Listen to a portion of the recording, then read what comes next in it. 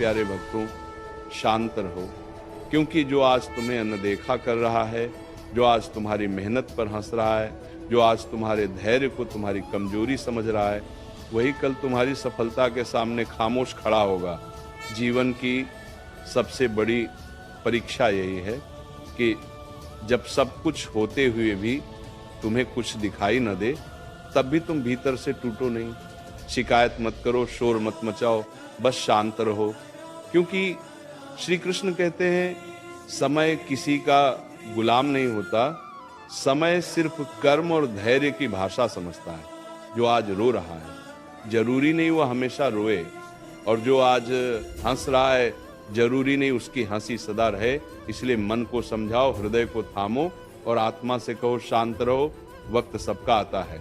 जब अर्जुन के हाथ कांप रहे थे, जब सामने अपने ही खड़े थे, जब मन डर से भरा था, तब श्री कृष्ण ने शोर नहीं मचाया, कोई चमत्कार नहीं दिखाया, बस एक बात कही, धैर्य रख, क्योंकि जो अभी हो रहा है वही अंतिम सत्य नहीं है। जीवन में कई बार ऐसा होगा जब तुम सही होकर भी हारते दिखोगे, ईमानदार होकर भी ठगे जाओगे, सच्चे होकर भी अकेले रह जाओगे, तब मन चीखेगा, सवाल करेगा, रोएगा।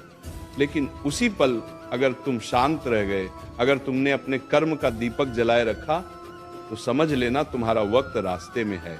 याद रखना, जिनके पास धैर्य नहीं होता उन्हें समय सिखाता है, और जिनके पास धैर्य होता है उन्हें समय सिर झुकाकर सलाम करता है।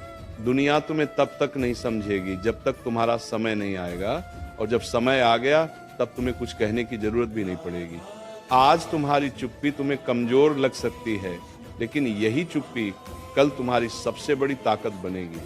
इसलिए हर अपमान को उत्तर मत दो, हर धोखे पर टूट मत जाओ, हर चोट पर बदला मत मांगो। शांत रहो, क्योंकि कर्म का न्याय सबसे सटीक होता है।